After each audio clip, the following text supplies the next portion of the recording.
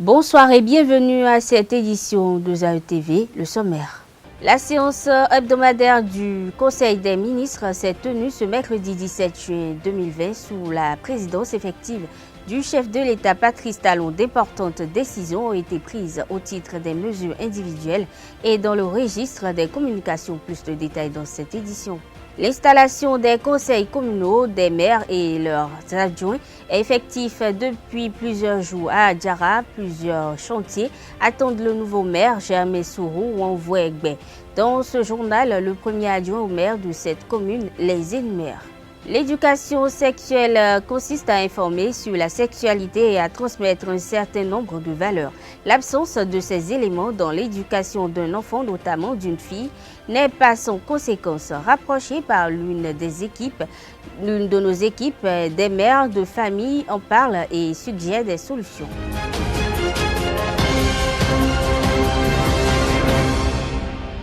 Bonsoir. Les membres du gouvernement ont tenu le traditionnel Conseil des ministres ce mercredi 17 juin 2020. Plusieurs dossiers ont été examinés et d'importantes décisions ont été prises. Au titre des communications, on note l'approbation du document de programmation budgétaire et économique pluriannuel 2021-2023 et la signature d'une convention de partenariat relative à la construction du centre culturel de rencontres internationales de Ouidah. Plusieurs nominations ont été prononcées au Conseil des ministres de cette semaine. On retient une nomination au ministère de la Justice et de la Législation ainsi qu'au ministère du Tourisme, de la Culture et des Arts. Nous y reviendrons avec plus de précision dans nos prochaines éditions. La situation de la pandémie devient de plus en plus alarmante. Le Bénin compte à la date du 16 juin 2020 572 cas confirmés avec 40 nouveaux cas en 24 heures. 326 personnes sont sous traitement, 237 personnes sont guéries de la COVID-19 et 9 décès ont été enregistrés, à en croire le site officiel du gouvernement qui présente le tableau sanitaire lié à l'infection du virus au Bénin. Respectons donc les consignes officielles. Pas de répit pour les nouveaux maires. Une semaine après l'installation des conseils communaux, les exécutifs communaux font déjà face aux réalités du terrain.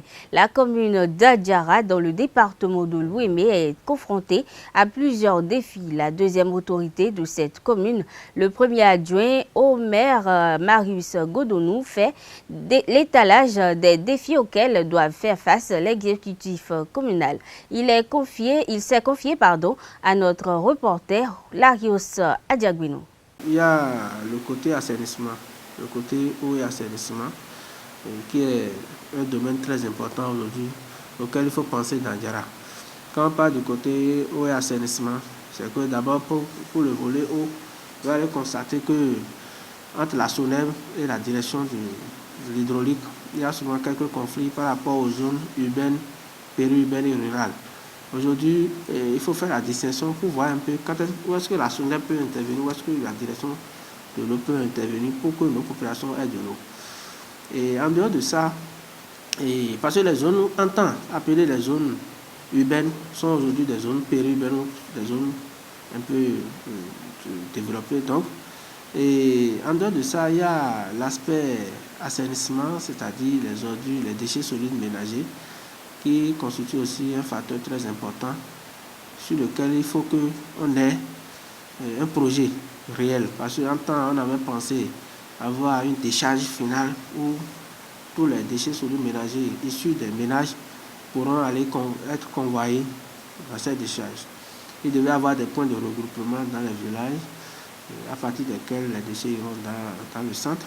Mais malheureusement, ça n'a pas fonctionné. Ça n'a pas fonctionné au point où aujourd'hui, les populations continuent de jeter les déchets dans la nature. Donc il faut organiser les ONG, il faut voir le nombre qui est là, qu'est-ce qu'il y a à faire, les organiser, définir les montants à prendre chez les populations de façon mensuelle, voir les équipements qu'il leur faut pour que les déchets puissent vraiment quitter les ménages et aller vers la décharge finale. Et activer la décharge aussi pour que ces déchets soient exploités autrement, pour que ça ne soit pas stocké là, pour créer d'autres problèmes. Et en dehors de ça, il y a l'aspect des eaux, de ruissellement, des eaux pluviales de ruissellement, vous allez constater aujourd'hui que la plupart des pistes, des routes de la commune sont gorgées des points critiques. Des points critiques où il y a stagnation d'eau, il y a des flaques d'eau. Alors, il faut penser à un assainissement à travers les caniveaux, et voir un exutoire approprié où on peut convoyer les eaux de ruissellement. Et à cet exutoire, il faut un bassin de rétention pour que ça ne soit pas un endroit où il faut encore d'autres problèmes d'inondation. Donc, il y a tous ces projets qui sont importants aujourd'hui pour Adjara. Bon, évidemment, il y a le secteur de l'état civil, qui est un secteur qu'il faut numériser, parce que c'est un secteur où c'est le plus grand service qui est en contact avec la population. Et il y a beaucoup de choses qui se passent dans ce service. Bon, nous, on pense que, comme ça se fait dans certaines communes, quelques communes déjà où c'est numérisé, où tout est suivi à la lettre, nous comptons mettre un peu aussi de l'ordre dans ce service, dans ce secteur, pour que tout ce qui est acte de naissance, souche, tout ça là, tout puisse être fait de façon réglée, les mariages, tout ça là. Il doit y avoir une numérisation de tous ces paramètres. Après avoir évoqué les défis, le premier adjoint au maire d'Adjara fait l'état des lieux. Il évoque, entre autres, la question de l'approvisionnement en eau potable, l'assainissement public et les relations avec les populations. Le premier adjoint au maire, Marius Godonou, présente la situation de sa commune à Larios, à Diaguinon. La commune d'Adjara, spécialement, n'a pas de route, n'a pas d'infrastructure. C'est pour aborder l'aspect des infrastructures routières. Et la seule voie qui est pavée en partie et bitumée en partie, c'est la route inter-État qui traverse Adjara et qui va vers Avrancourt. Le reste, rien. Aujourd'hui, il faut qu'on pense à des projets de pavage, de bitumage, si possible, d'asphaltage, comment négocier avec le gouvernement pour qu'on soit dans la phase prochaine, afin que certaines rues d'Adjara, parce qu'aujourd'hui on prend Adjara comme une commune rurale, Adjara n'est plus une commune rurale, pour que certaines rues soient asphaltées pour le bonheur de nos populations. En dehors de ça, il y a le volet environnement. Et si on ne fait pas attention, on risque d'avoir une commune demain où on aura besoin de là où se reposer, là où trouver de l'ombre.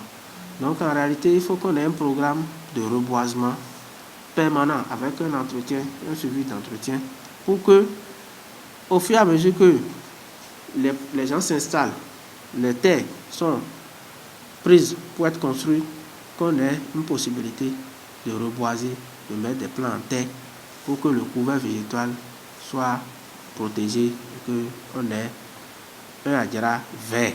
C'est important pour le bien-être de nos populations, c'est important pour la commune en général, pour ceux qui connaissent l'importance de l'arbre dans la vie humaine et dans une cité. Et l'autre aspect important que je voudrais aborder, c'est le schéma directeur d'aménagement communal, le STAC.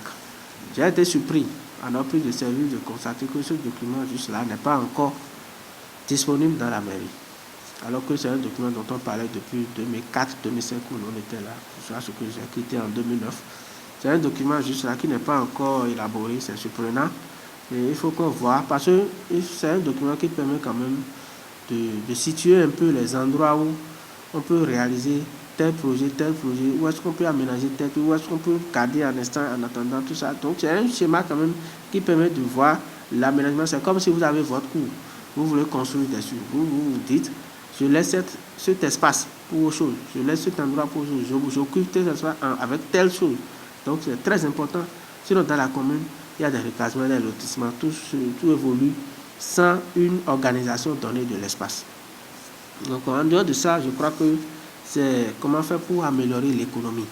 L'économie parce qu'aujourd'hui, les bailleurs, les partenaires techniques financiers tiennent compte aussi de votre effort personnel. Qu'est-ce que la commune veut même apporter en tant que ressources propres.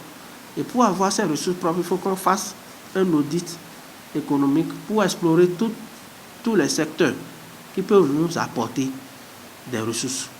Les embarcadères, les marchés, qu'est-ce qui ne va pas, qu'est-ce qui entrave la collecte effective de ces ressources. Je ne parle pas des ressources fiscales, je ne parle pas des impôts et autres, mais les ressources propres qui doivent être issues de la possibilité, de la capacité même de la mairie. Il faut qu'on fasse une étude pour pouvoir ressortir tout ça là, afin que, à un moment donné, dès qu'on a des difficultés pour avoir des ressources venant de l'extérieur, que nous-mêmes, on ait la capacité de sortir de notre propre poche pour pouvoir faire des projets, pour pouvoir réaliser des projets pour la commune.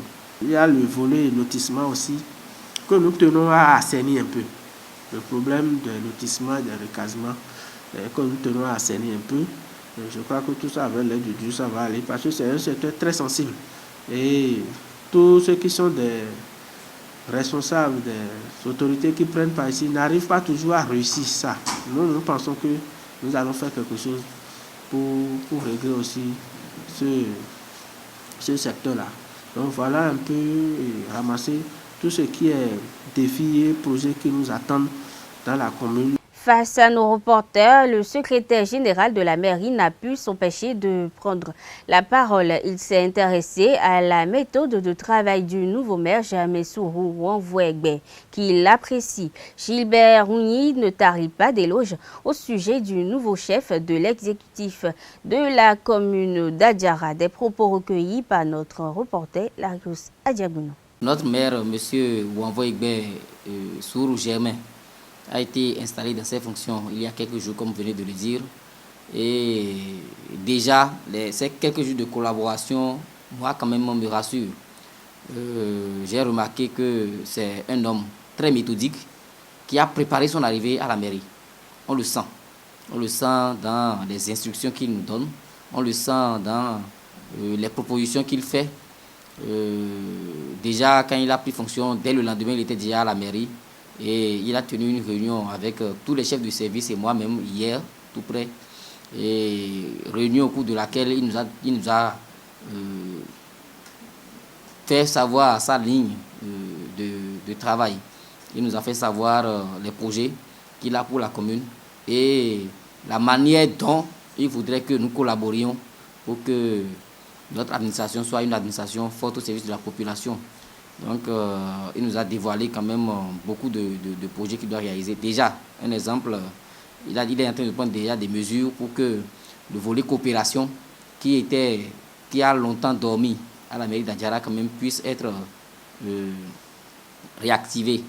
Et donc, le chef du service de la planification est à pied d'œuvre quand même pour mettre en œuvre les instructions du maire afin que ce volet-là, par exemple, puisse être dynamisé. Il a donné des instructions pour que l'administration, qui doit être véritablement au service de la population, le soit. C'est-à-dire que il a exigé de nous, ses collaborateurs, d'éviter le retard, donc d'être ponctuel au boulot.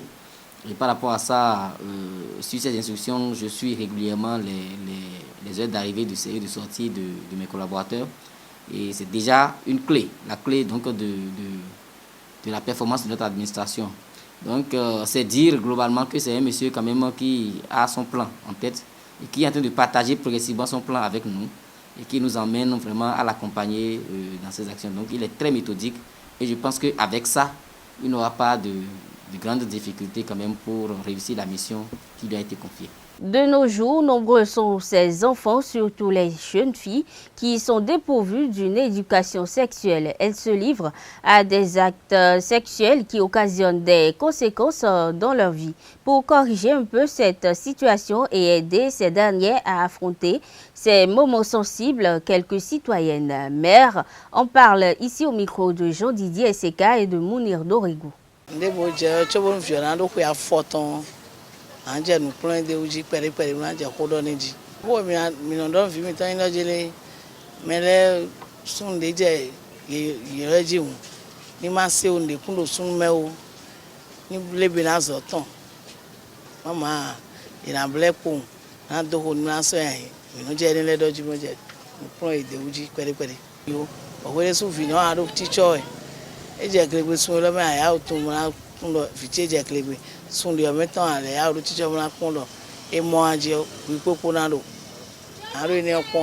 a pas un âge fixe pour parler de sexe. Déjà, lorsque la fille a déjà ses menstrues, il faut déjà commencer à l'éduquer sur les conséquences des actes sexuels. Parce que dès que l'enfant commence à avoir ses menstrues, elle devient femme.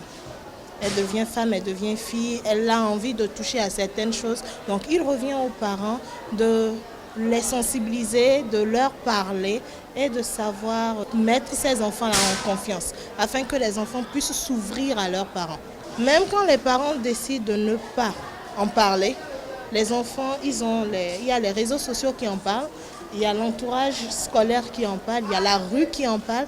Donc pourquoi alors en faire un sujet tabou? Bien au contraire, il faut en parler afin que l'enfant sache avantages et inconvénients de la chose et lui-même puisse tirer la conclusion de cela.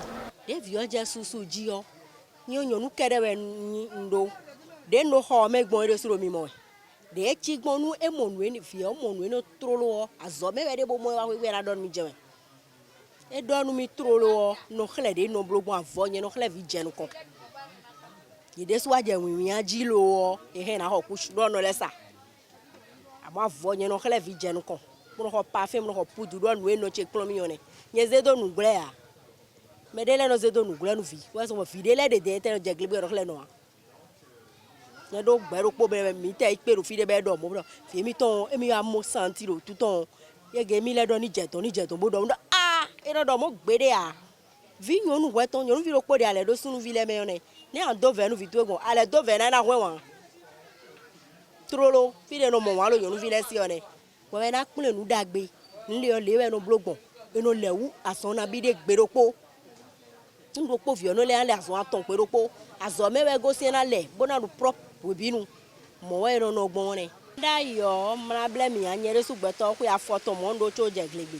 Amo din vile do ku ewewe ye ko lo glegbe je. Et tu as besoin de faire sunu goncho bana je glegbe ya ko ewewe vile ko je glegbe je vie ton le mo e. Donc nous avons 23 ans.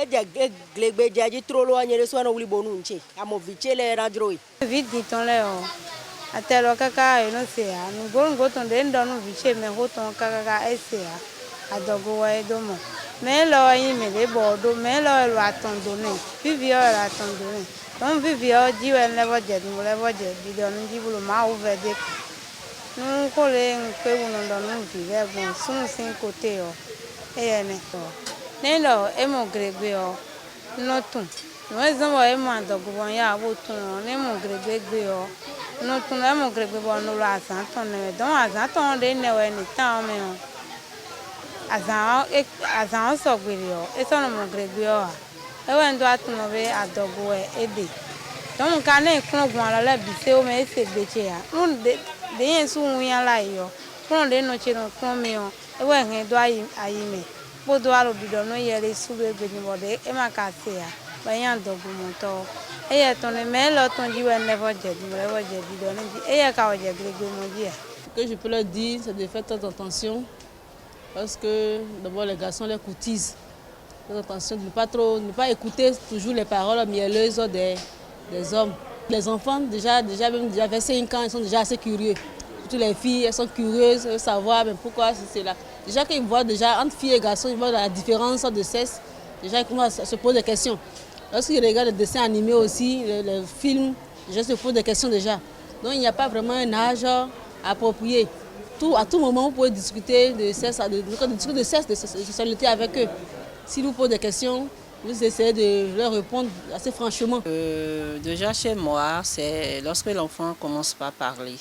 Lorsque l'enfant peut désigner les membres de son corps, déjà, on commence par faire la différence, on commence par lui montrer ce que c'est que le sexe et un peu de tout, l'entretien qu'il va avec et tout ce qu'il faut. Ma fille aînée, elle a 11 ans et je crois qu'avec nos causeries et ce qu'elle voit de ses cousines, tout ce qui l'entoure, elle sait un peu de choses par rapport à ses menstruations.